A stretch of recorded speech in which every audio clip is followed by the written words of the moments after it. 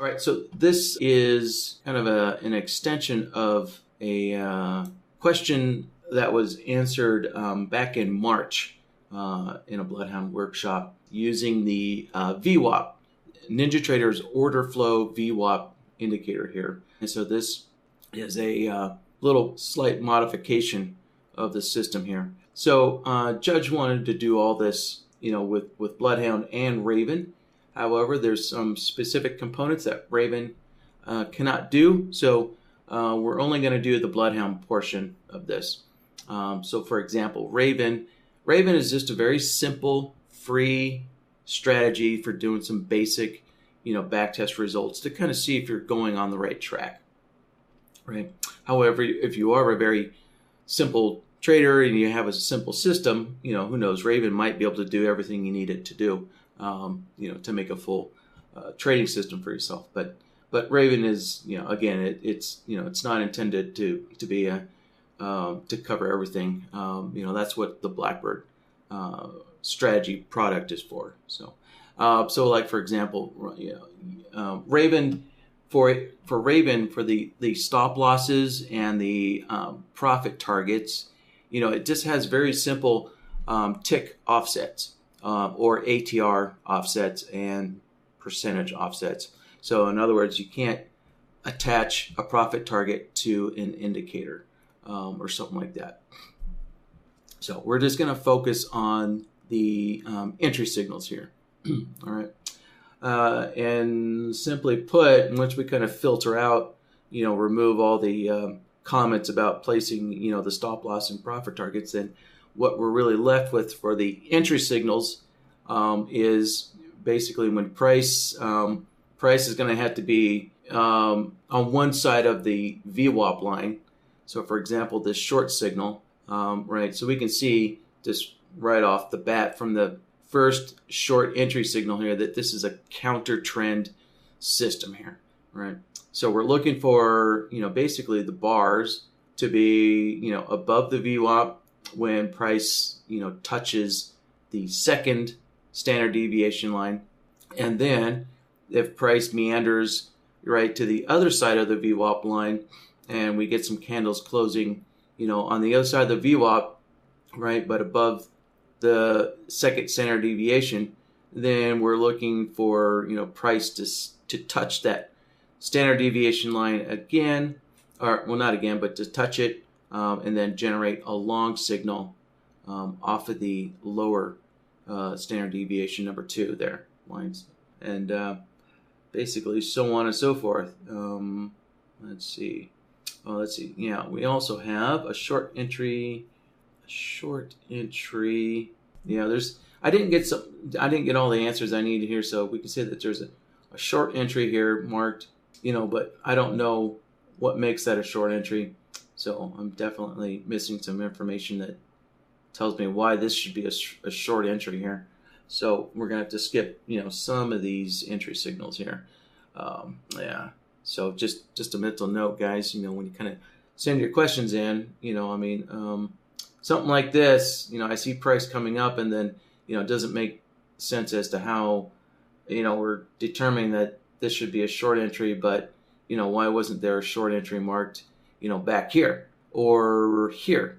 What's the difference between, what's set up here? What's the setup here that's so different that makes this a short entry at the lower standard deviation number 1 line there, but not over here, So, I can't guess at things. So, so when I answer you guys' questions, I absolutely do not guess at anything, because when I do, I almost always get, the guess wrong. And so it's just kind of not fruitful for me to, to do that. So, so we're going to have to skip on this entry signal here. And let's see here, we're entry short with us. Yeah, again, I guess these entries at the standard deviation number 1 line, we're going to just skip those. Let's see here. We have a re-entry long A re-entry long. Let's see here. Yeah, a re-entry long. All right, great. Okay, yeah, so we do have two types of long entries off of the lower standard deviation here. Right, so if price is above the line here, then we're going to place a limit entry. But if price goes below it, so we can see here, right, we have a candle that has closed, the body of the whole candle is below the second standard deviation line. So then we could use that. And of course, BloodHound's not going to place orders, but BloodHound can generate a signal, a long signal. When price comes up, comes from below and up and hits that second deviation line there. So there are some consistencies here between these re-entry longs where we have a candle completely below the second deviation line there.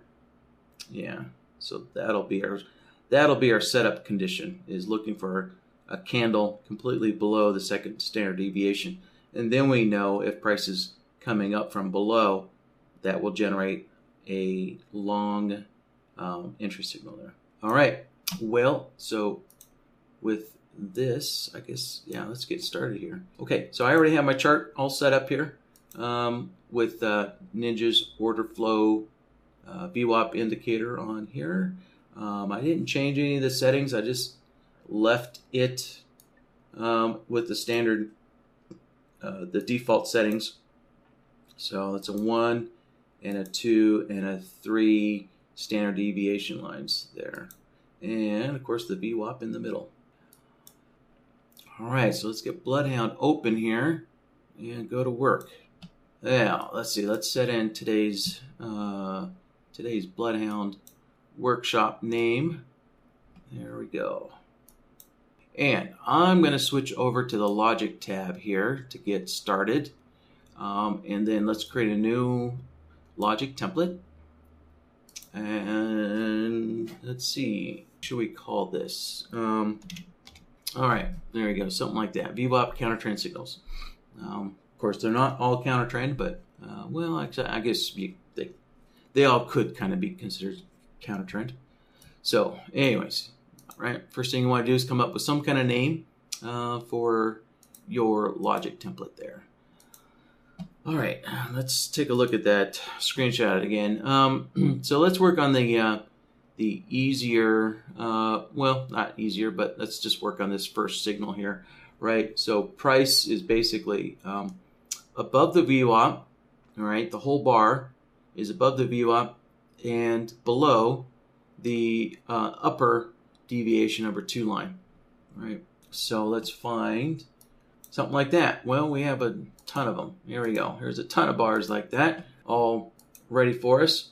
Actually, let's focus on these because we do have some bars that cross that VWAP line there. All right, so let's identify basically these bars here, and then we'll also identify, these bars here, right? So in other words, these bars here could be a possible setup, for price coming down, and hitting the lower second deviation line, right? So what we're creating is basically the setup condition here, the setup filter there. So Judge is saying those entries at the standard deviation after a stop is hit. Okay, all right, yeah. So let's just kind of add some extra information here. Yeah, so we're talking about these. Let's see. Yeah, these short entries here after a stop is hit. Let's see. I don't see any notes of a stop being hit. But I guess the point I'm getting to, guys, is that BloodHound, due to the way NinjaTrader, is structured, indicators cannot read the status of an order, right? So your indicator's never going to know anything about orders. So in other words, what that translates into is that BloodHound can never be aware of a stop being hit, a profit target being hit, or an entry order being filled, or anything like that, right? BloodHound is basically, all indicators are blind to orders, right? Yeah, and that's just the way NinjaTrader, designed their platform. So indicators can send their data, into a strategy. Let's see here. Pull this up here, and there we go. So indicators can send their data, into a strategy, but strategies can't send their order information into an indicator, right? It's a one-way communication, right? So indicator data can go to strategies, but strategy data cannot go into an indicator. All right, so with that little extra information here, let's work on building these filters here, which is kind of the setup for hitting the upper or lower second deviation line there. So we're going to need a couple of comparison solvers to do that. Let's see. So if we're preparing for a short signal, right, off of the upper deviation line, then, looking at the bars, let's stretch this out here a little bit, right? What we're looking at, there we go. What we're looking at, right, was we're going to be comparing the low of the bar to the VWAP, and then we'll be comparing the high of the bar, right, to the upper second deviation line there. So grabbing our comparison solver here, let's see. Let's do, I guess we'll do the comparison to the VWAP first. So let's see, how do we want to do this? Yeah, all right. So we're going to put the indicator in input A, and it really doesn't matter. I mean, if I wanted to, I could put the bar price in input A, or the indicator, but yeah, let me back up here. So for input A, I could have chose to put the bar price in here, or the indicator. It doesn't matter, right? You can flip and flop because the outputs are completely reversible here, right? But what I did is I took a look here, and I'm just going to go with the default outputs here, right? So when we see these bars right above the VWAP here, we're preparing for a short signal. And actually, shoot, we're not going to get a short signal, but that's okay. We can still build our little, setup condition here. But, so ultimately, right, if price did touch up here, we're preparing for a short signal here. So I was looking at the short output and, looking at the default settings here, right? And it says, A is going to be less than B. And so, which is less than which when we look at this? Well, the indicator is below the bars, right? So the indicator is going to be less than the bar price. So I decided the indicator is going to be input A, and the bar price is going to be input B. That way I can just use the default settings, and I don't have to reverse them. Not that it matters. It's not critical, but it's just what I've chosen to do, right? I mean, I could have easily just reversed the outputs like so and called it good. Right? But I've just chosen to go with the default output settings just because, all right, so let's get going here. So input A, yeah, that's going to be our VWAP line. So let's scroll down to the order flows. There we go. There's the order flow. And again, change the multiplier. If you're using a different multiplier on your chart, make sure you change the multiplier to match, or the resolution, any of these settings here, right? So, and we are interested in the VWAP there. All right, so the VWAP is the first plot, and that's already selected for us, so we just click OK there. All right, now input B that is going to be the bar prices, right? There you go, price. And so for a short, for preparing for a short signal, we're looking at the low of the bar, right? So we're comparing the low of the bar there to the VWAP. And that tells us that, right, that the bar is above the VWAP. And so the opposite, if we're preparing for a long, then we'll be looking at the bar high, right? So let's take a look here. Yeah, here we go. So if price is right below the VWAP and price is coming down, well, then we need to start, then we need to prepare for a possible, touch of the lower deviation line there, right, for a long signal. So there we go. So this is one of the comparison solvers, right? That's telling us that the bars are on the are in the correct location. So that's part of it. So here, let's give this a name before we go too far. We're comparing the high or the low of the bar to the VWAP.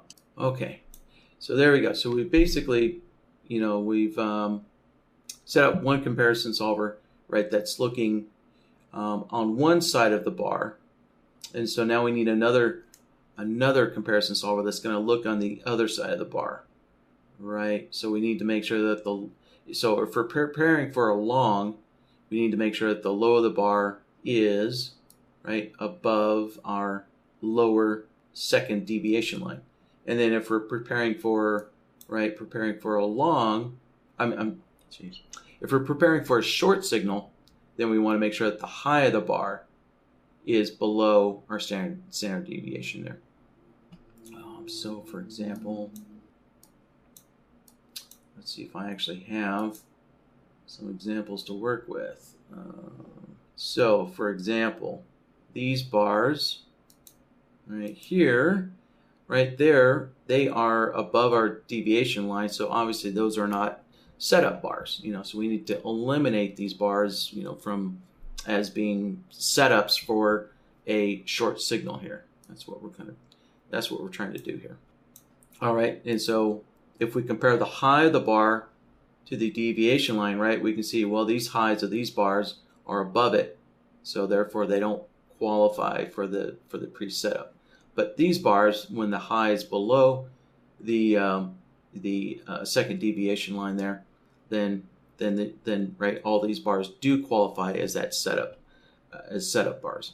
So that's what we're going to do with our second comparison solver. So let's give this a name here. So let's see here. So for a long setup, we're going to be looking at the low of the bar. And for a short, we'll be looking at the high, and then comparing that to the standard deviation 2 lines. All right, so this time input A, keeping with the default settings again, right? So again, these setup bars here, and here I'll circle these, right? So these are all setup bars. Actually, these are over here too, but price, right? The high of the bar needs to be below the indicator line, right? So in other words, A less than B, so A needs to be price this time, and B is going to be the indicator. So we're going to reverse things. So let's set this to price. And for a short, if we're preparing for a short setup, we're looking at the high of the bar this time. And then for a long, that's going to be the low. There we go. And then input B, that'll be our second deviation VWAP lines. All right. So let's go find the indicator. And there it is, order flow. Again, remember to change any settings. If you've modified any settings on the chart, make sure you have BloodHound match, the settings of the indicator on the chart. Okay, so now let's go figure out which plots we need to use. All right, so the upper line, we're using that to generate short signals, right? Counter trend signals. And then the lower, the standard deviation to lower line, and we're using that to generate long signals. So there we go. And we should have had this connected up. There we go. Okay. Now we're going to have some kind of, weird outputs here. But when you're kind of looking at your solvers, when you're looking at the output, remember, just focus on what that solver's task is to do here, which is if the high of the bar is below, right, the second deviation line, then generate a short output. But like we can see over here, right, if the high of the bar goes above it, then we don't want a short output, right, because these are not setup bars anymore, right? And we can ignore the long output. So yeah, just ignore the long output there. All right, and then next step to actually get the finished output signal, we need to use an AND node, right? Put both of these comparison solvers into an AND node, and there we go. So there is our setup, right? So we have all these bars in between the VWAP and the second deviation line, and then if once price breaks above it, these are not setup bars anymore, right? The first one will be a signal bar, but the other ones afterwards, those aren't setup bars. So that's what we're looking for. Let's see here. There we go. We'll have to go back to yesterday, and so here we go. Right, we have all these bars below the VWAP lines, and so those are setup bars for a possible long signal, right, off of the lower one. Yeah, here we go. And we have a couple of bars that actually touch, right, pierce through the standard deviation, so those are no longer setup bars. So let's see. Let's name this AND node here. So we know the signal coming out of this AND node is basically the setup bar signals. All right, let's throw that to the side. And let's see, let's go back here. Let's use this guy as a good example for a short signal. All right, so we have basically the setup bars here, but we need a signal. Right, we're looking for a signal on this bar here. So we need to take this output here, the setup output, and shift it forward one bar so that this output, right, this qualification output, lands on the signal bar. So to do that, we're just going to use a look back. So let's grab a look back. And in the look back, we're using the displacement function, right, which is turned on by default. So we don't need to do anything. We're just using a displacement of 1.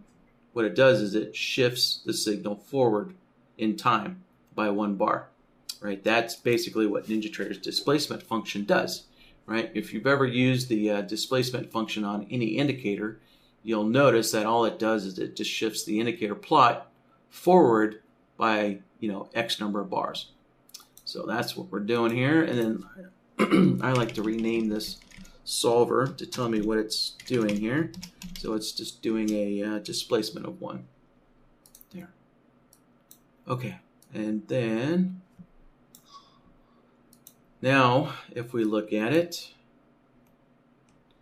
right, there we go. So now, right, these setup bars, their output is now on a possible signal bar, right there. And let's see, do we have, yeah, here we go. Here's another one over here. Remember, that's going to be the signal right there, the signal bar. All right, so now let's actually generate the signal.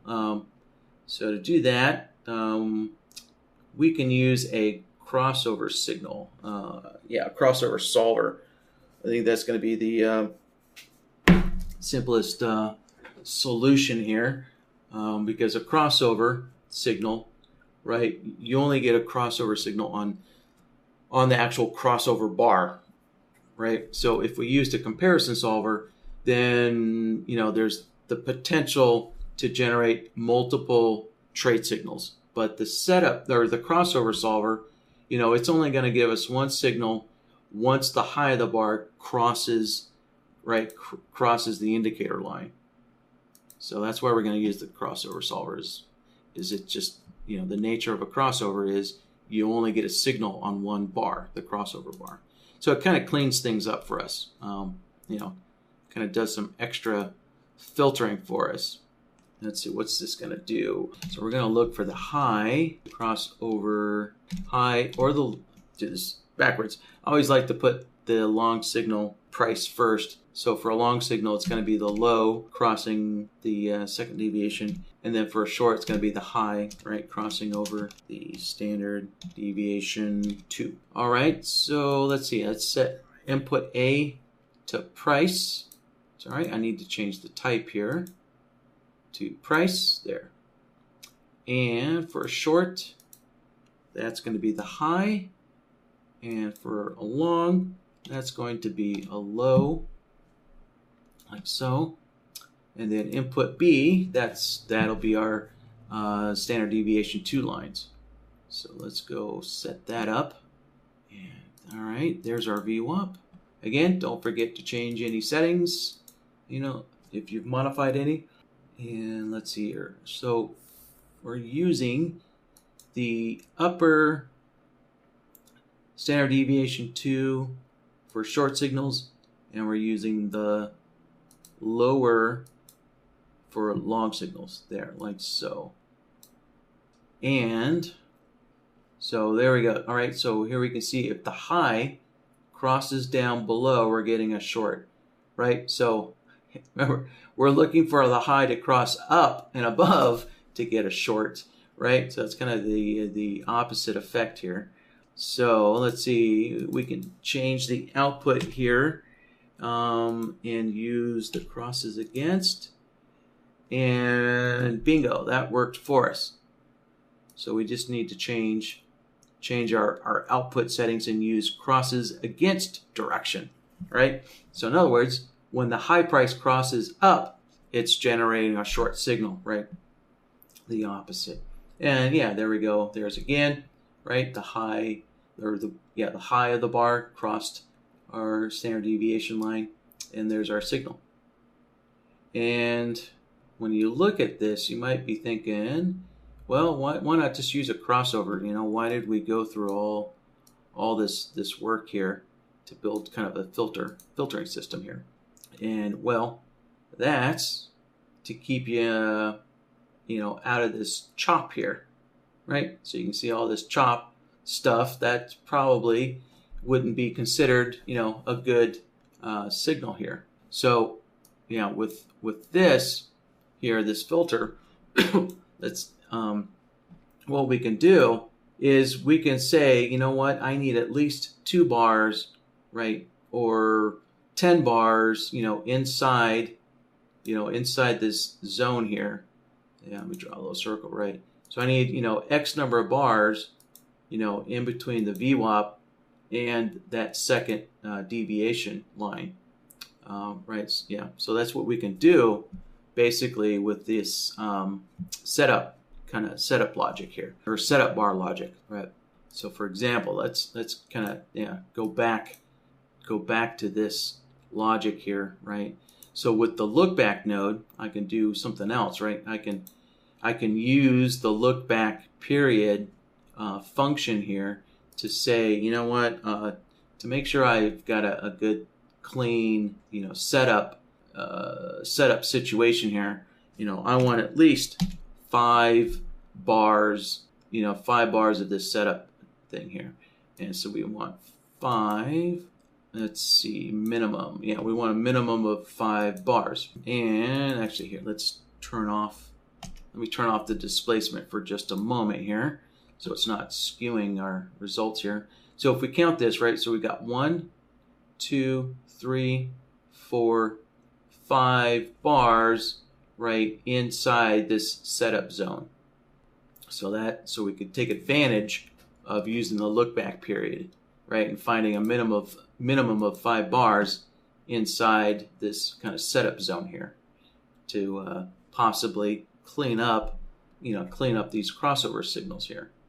And so if we look back, right, back here, obviously we don't have 5 bars inside the setup zone here. So there's no setup signal. Right, remember what we're looking at is the setup signal. Right, and then after price crosses our second deviation line, then we have to count another 5 bars, right? So there we go. So 1, 2, 3, 4, 5. And once we get to our fifth bar, so now we have a setup here, preparing.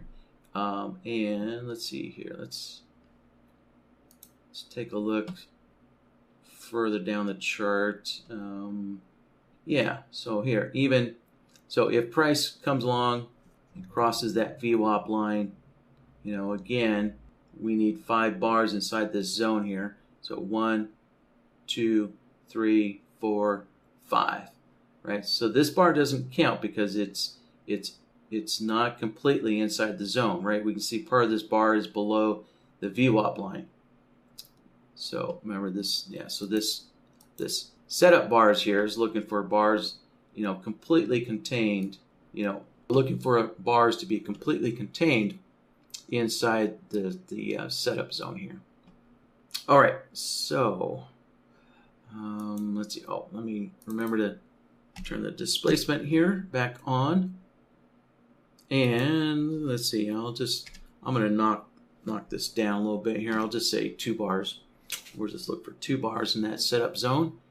So let's change the name here. So we have a displacement on 1 and a look back of 5. All right, so with that, we now just need another AND node, like so. And let's squish up our chart. And let's take a look. All right, so here we go. Here's one signal. And there's one signal.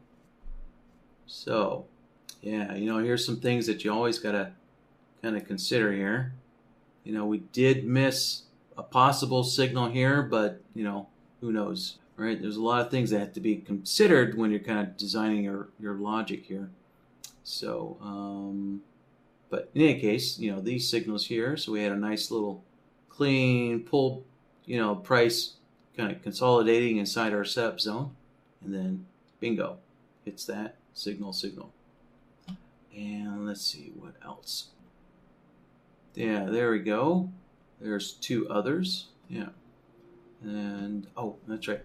There's one other condition here that we're going to add to this, which is the slope of the standard deviation line as a filter here. So this is the last minute addition to this, was to add the slope of the deviation line to it as well.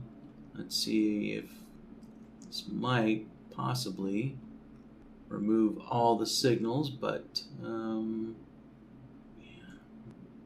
kind of scanning through this very quickly here, but it looks like whenever there's a short signal, the VWAP is always sloping up, even ever so slightly. Yeah, so in all these long signals, yeah, the VWAP is sloping down a little bit. Yeah, that VWAP line sloping down a little bit. So, but then again, I'm on a 2-minute chart. So that screenshot was on a 5-minute chart, so that might change things. But in any case, that's just, these workshops, are to learn how to do things. So let's add that slope requirement. And let me find a good spot here. Yeah, there we go. Yeah, we'll work right here. All right, so let's get BloodHound open. All right, so if we wanted to add a kind of slope requirement, of some indicator line, in this case, we'll do the deviation line here. Let's see, let's grab a slope solver. We'll drop it down here. And, since this is I guess you could say a requirement or a filter of the actual signal bar, then we're going to connect it into the last AND node here. So let's let's see here. This will be the standard deviation 2 slope line. So, all right, so for the input, let's go find our VWAP indicator. There we go. And we are using the upper line again for shorts and the lower line for longs. And let's connect this up here so we can see the results. Okay, so so of course, right? If the upper deviation line is sloping up, we're going to get a long output here. No, I'm sorry. I've got that backwards. Yeah, there we go. So I'm sorry. The standard deviation line here is sloping down ever so slightly, and so we're getting a short output there. And so when the upper deviation line, right, is sloping up, there is no output here. And if we look right at our lower deviation line, if it is sloping down, and actually here's better, so we can see that our lower deviation line is sloping down, and so there's no long output, right? No long output. There. So we could just simply connect that in, and as we've already kind of done with our scanning, there, we know it's going to filter out all the signals, right? So, but that is actually a good practical example of, the beauty of BloodHound, how it can quickly let you analyze, various ideas and just, see your results instantaneously, right, on the chart like that. So, all right. So anyways, we'll just leave this guy right there, disconnected. Let's see. So this AND node here, that's going to be the standard deviation 2 signals. And so next, let's get back to our screenshot here and work on that other signal. Yeah, here we go. So we're going to work on this long signal, this other long signal. Yeah, so if price breaks through the second deviation line, then we're looking for a signal when price basically punches up through that punches up back through that deviation line. All right, and we have another example over here. Yeah, so price came down and through. So we're just going to be looking for some setup bars again, right? But just in a different zone here. So we will be looking for at least one setup bar here, right? That's below the second deviation line. So our zone will just be, price or the whole bar being below the second deviation line or above the second deviation line, right? Now in this time, we only need to analyze one bar price, right? So we only need to analyze the high of the bar, right? Obviously, if the high of the bar is below our indicator line, then we know that the entire bar, right, is below the second deviation line. So this will be a little simpler where we only need one comparison solver, just analyzing the high price here, since we're basically, the zone this time, right, is just anything below the second deviation line, right? So it's a little different where we're looking, our zone was trapped between two lines, but this time it's just below it and anything below, right? So there's no lower limit, and same thing above, just above the standard deviation line, and there's no upper limit. So we don't need a comparison solver analyzing the upper limit or a lower limit, just one comparison solver analyzing, being below either second deviation line. All right, let's see if we can find an example. And I think we have one right there. Actually, we have a couple. All right, so at least we found a couple of setup bars there. So let's see. Let's work down below here. Oh yeah. Let's see. Well, I was thinking about taking one of these comparison solvers and seeing if I can just make a copy of one, make a simple modification. But I'll just start from scratch. Yeah. So let me grab a new comparison solver, and let's move this down there. Let's see. All right, so this time we're looking for the high to be below the lower deviation, or the low, to be above. Let's see. All right, so there's some kind of a name. So there we go. So we're looking for the high or the low to be outside the standard deviation 2 line there. Okay, so this time input A is going to be, again, I'm gonna go with the default, outputs here. So if A needs to be less than B, well, then this time the indicator, right, is less than the bar price. So let's put the indicator in input A. All right, there's our VWAP. And there we go. The standard deviation 2 upper line is for shorts, and the lower line is for longs. Click OK. And input B, that'll be the bar price. So let's see, for shorts, this time we're looking at the low of the bar. And for long signals, we're looking at the high of the bar. And there we go. All right, pretty simple. So there's all the, kind of setup bars there. And again, we need to take the setup bar and shift it forward onto the bar, right, that's actually going to cross the VWAP. So again, we will need another look back node, like so. And we're just going to use the displacement function again.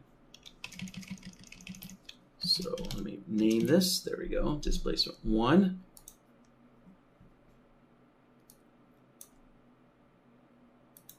Take a look. There. All right. And let's mark a couple there, right? So that would be a signal. And let's see here. I'm not sure if that one does, but this one does.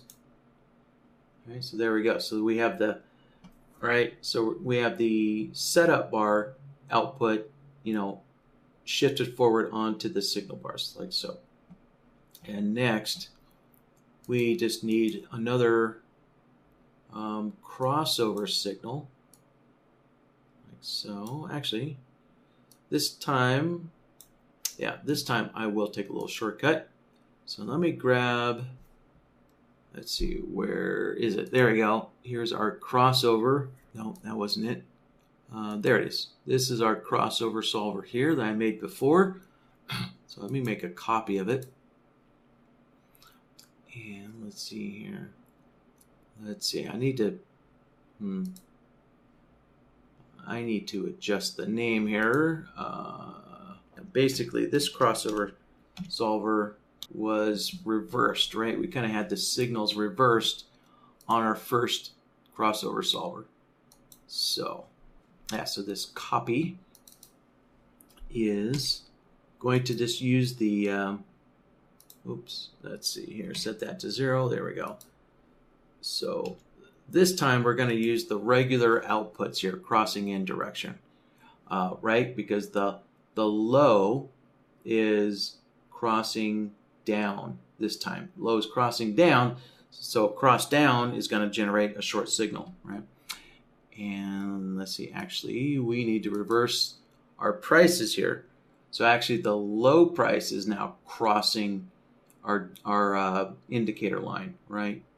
So let's reverse this price here. So we're using the low price now for shorts, and then the high, the bar is going to cross up, right? It's going to cross up for the lower standard deviation line.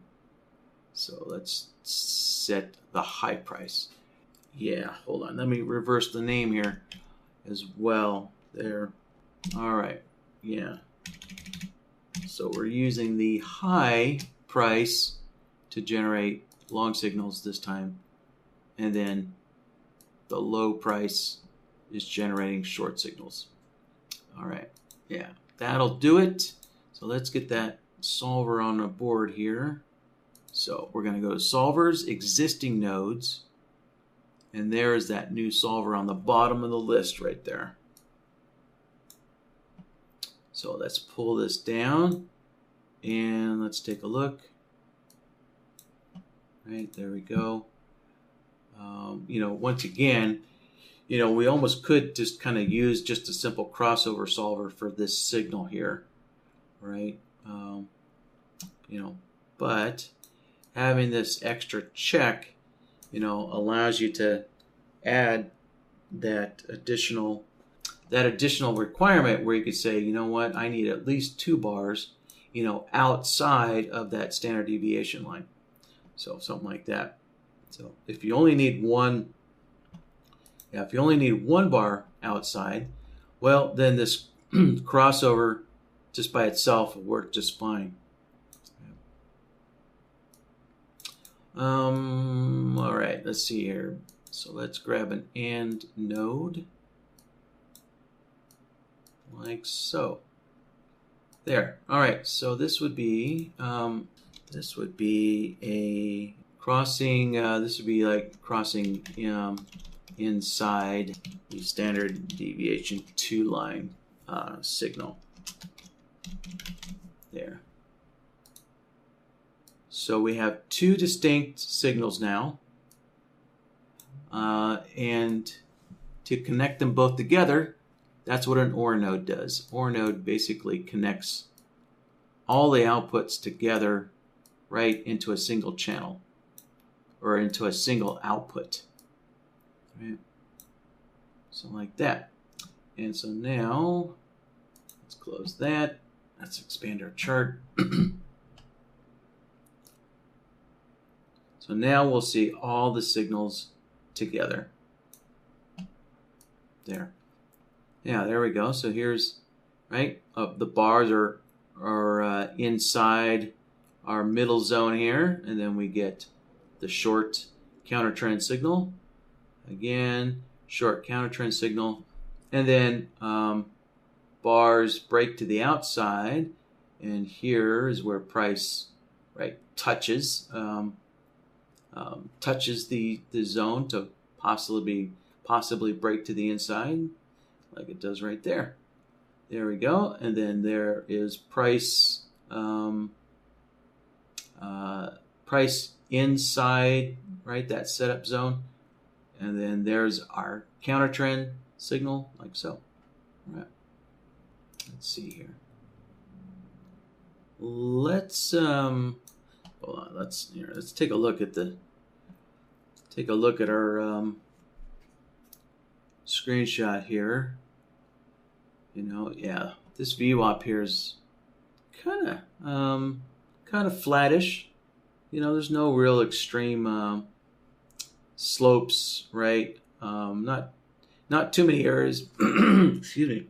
Not too many areas, with an extreme slope here. So maybe throwing this slope solver back into the mix might be kind of helpful if we make some adjustments to it. So what I'm going to do, I'm going to use this slope solver and make it a requirement for both types of signals here. So I'm going to grab another AND node and connect the slope solver in, and let's start adding some slope requirements here.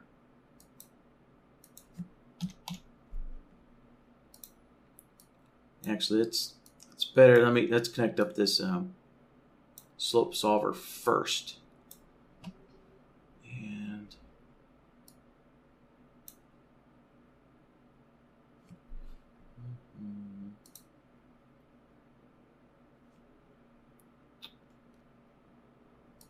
And let's see, we need to change. Yeah, we need to change our outputs here.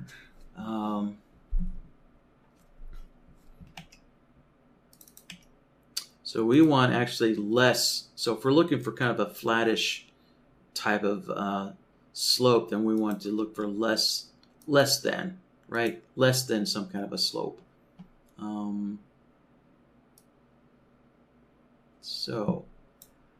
So remember that the long outputs are going to be associated with the lower line here, right? And the short outputs are associated with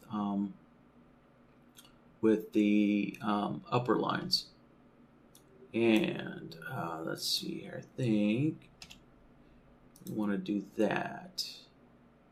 Yeah, there we go. So we're going to enable the output against direction and the output in direction.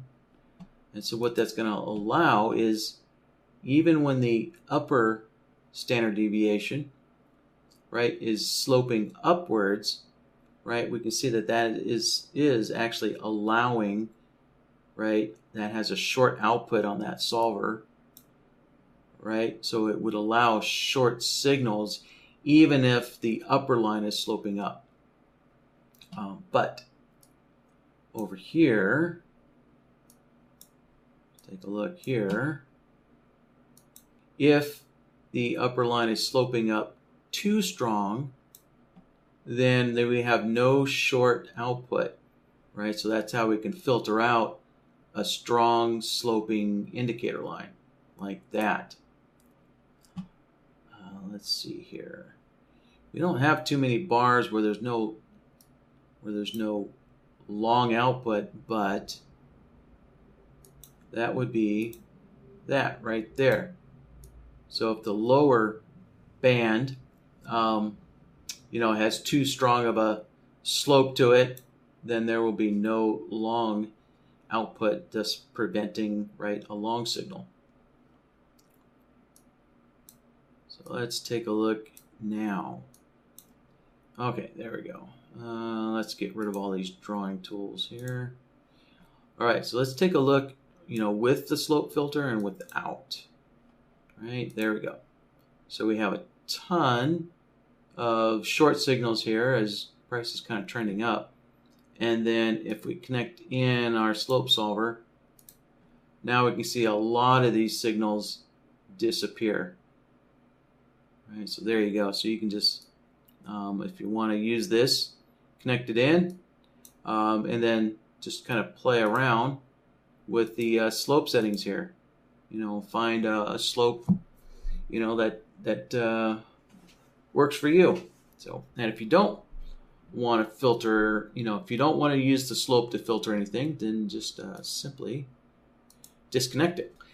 And if you wanted, different, if you want different slope requirements for the different signals here, right? Remember, we have the crossing inside, so this is basically the bars crossing inside the inside the standard deviation, right? And this is the counter trend signal, price bouncing off. So if you wanted different slope requirements, then you would just take this slope solver, move it back here, and make a slope solver for each of these signals. And so you could have one slope solver connected to this AND node, right? And then you can make a copy of it and put the copy down here and connect it into this AND node. And that way you could have different, slope requirements, right? So obviously if you have two slope indicators or slope solvers, you can independently adjust the slope requirements, for the different types of signals. Right. So that's another way you could do that there. So, but I'll just leave that over there and connect it in like that. So there. Yeah, actually we do have one last component here, the exit signal. So yeah, so for example here, right, on our screenshot here, right, the first short entry example here would be an exit, if price goes and touches the third deviation line. Yeah, we have a bunch of, stops noted at the third deviation line, but we can actually generate an exit signal, based on our third deviation line there. So yeah, let's do that. And I'm not sure I'm going to have any examples to work with. Oh, yep, here we go. Great. I do have an example to work with. So we had a pretty extreme move. I think this was, after the Fed announcement yesterday. So there we go. We'll use this. There we go, as our example here for an exit signal. Let's see. So let's make a new logic template for our exit. All right, so there we go. Exit at the standard deviation 3 line. Yeah, this will just simply be a comparison solver. All right, let's zoom in a little bit there. All right, let's see here. Remember, so the lower, this is a counter trend, so the lower deviation lines generating long signals. So we want to generate a short signal, right? So a short exit signal is used to exit a long trade. So if, let's see here, we want a short, yeah. All right, so input A, I'm going to set that to price there. So when the low of the bar, right, so if I'm generating a long signal here, I'm sorry, a short signal, generating a short signal, a short exit, a short signal for an exit, I should say. It's not a short exit signal, but it's actually a long trade exit signal, so we want a short output. So the low for a short, we're going to use the low price, and so for a long output, we're going to use the high price. And then input B is going to be our VWAP. All right, there's the VWAP. And this time, there we go, using the lower, scroll down, there we go. The upper, is going to generate a long, and the lower is going to generate a short this time, like so. And there we go. Yeah, right. So let's take a look here. So let's look at the signal. Let's see here. Oh, we didn't actually get a signal there. I was expecting to see a signal there. That's probably because the filter here is requiring too many bars. Yeah, so remember this look back here. Let's see, no, it's only 2 bars. And, oh, maybe it's the slope filter. Yeah, there we go. Okay, yeah, we'll disconnect that slope filter.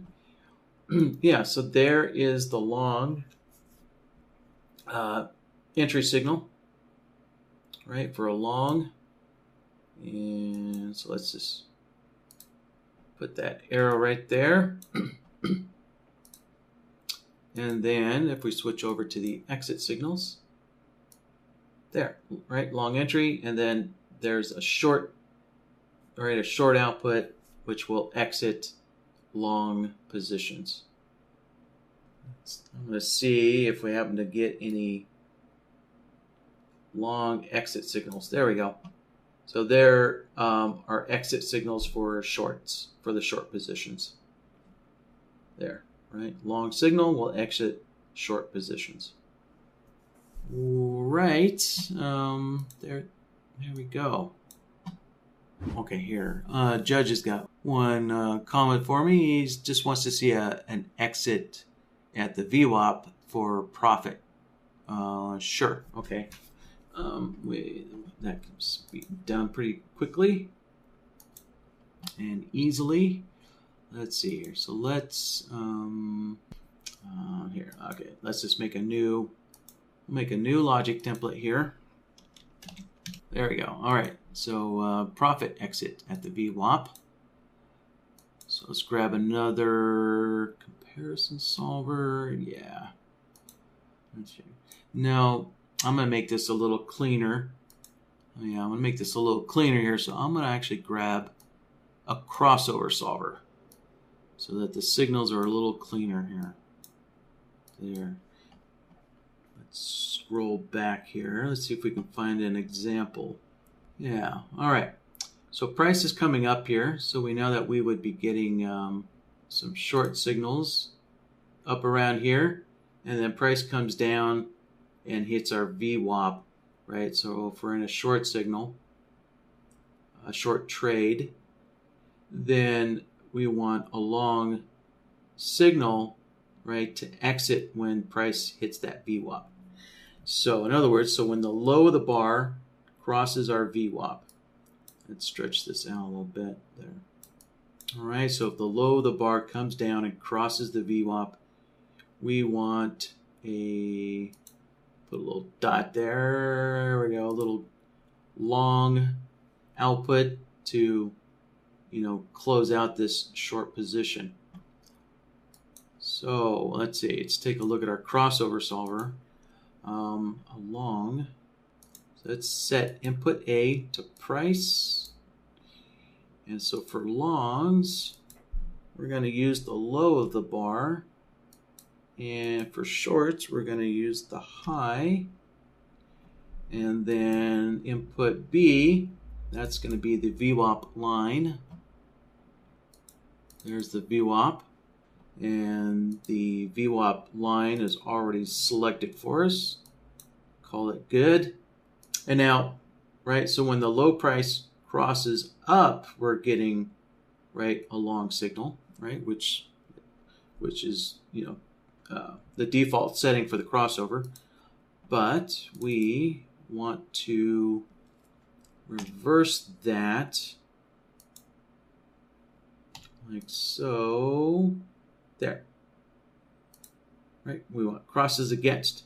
So there you go. So now when the low price crosses down, right, then that's generating a long signal on the cross down. All right. Just keep in mind, guys, it's okay to have extra exit signals here, right? Because they are not, exit signals do not enter trades, right? So it's okay to have extra exit signals. So there. All right, so there we go. We've kind of covered a wide range here.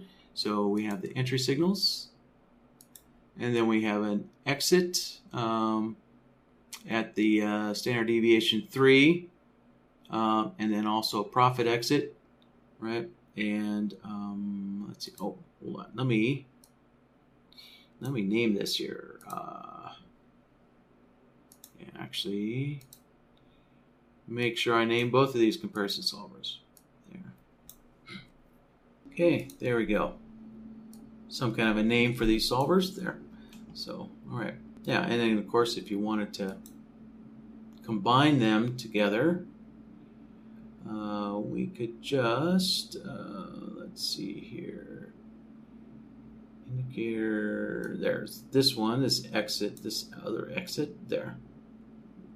So there's both of our exit kind of solvers.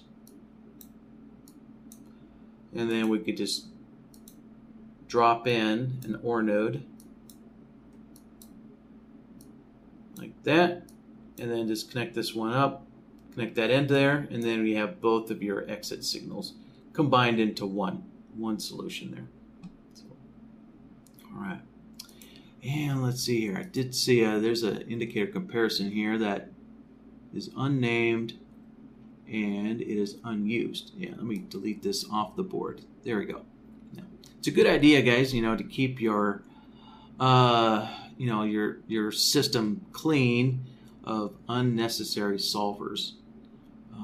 Right, so just a little tip here, right, when you're building stuff, if you have unused solvers, floating around out there, they do take up computing time, right?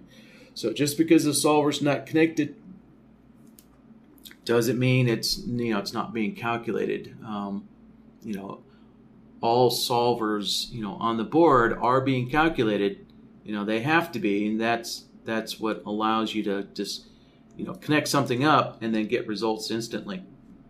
Something like that is, the data for this solver here, it's all ready to go. So as soon as you connect it, you get your results instantly. So if you have unused, so once you kind of get your system, to a state, where you think you're kind of, 95% there, 98% there, and it's a good idea just to kind of start cleaning up your board, remove all those unused solvers, and then go to your solvers tab and also remove those unused solvers as well.